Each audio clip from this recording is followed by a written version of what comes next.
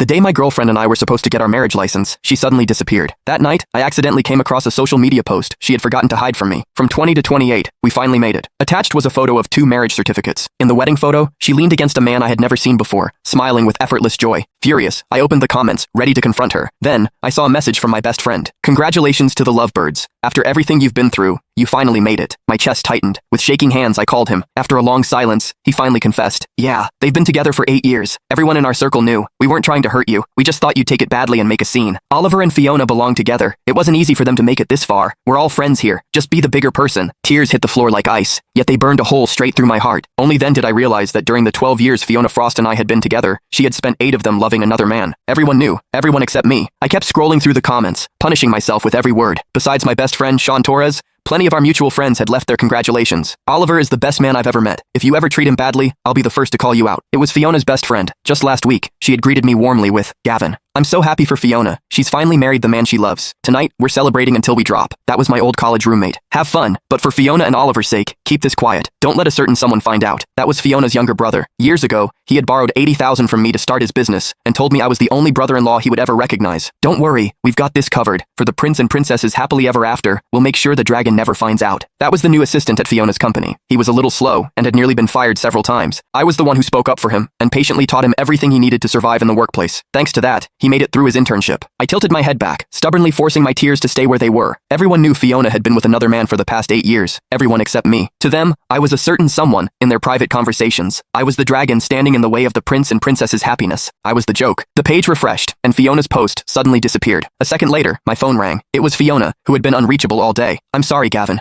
Our company's system had a major outage today, and I've been swamped. I haven't even looked at my phone. We've both been so busy lately. Let's put off getting our marriage license for now." She paused for a moment before adding, "Oh, by the way, did you happen to see anything interesting on social media today?" Her voice was tense. The clumsy probing was impossible to miss. I forced myself to sound normal. "I couldn't get through when I called you today, and I was at the hospital taking care of my mother. I haven't had time to check social media. Go take care of work. As for the marriage license, we'll do it whenever you're free." My mother had never been healthy. Last year, she was diagnosed with late-stage stomach cancer. The doctor said that, even under the best circumstances, she had maybe 3 years left. Her only wish was to see Fiona and me get our marriage license before I turned 30. Today was my 30th birthday. She was still lying in her hospital room, waiting to see our marriage license. But I could never make her final wish come true, because Fiona had already become someone else's wife. I sank into a corner of the hallway and ran a hand through my hair. Tears splashed onto my phone, blurring the bold black letters on the screen. After wiping it clean, I silently memorized the location of their celebration. Gilded dining room, suite 302. The moment I pushed open the private room door, shimmering confetti rained down over me. As the glittering ribbon confetti drifted down, I caught sight of Fiona in another man's arms. She was leaning into his kiss, her knees nearly giving way. The friends I knew so well stood around them with their phones raised, capturing every sweet moment. The perfect scene shattered the instant I walked in.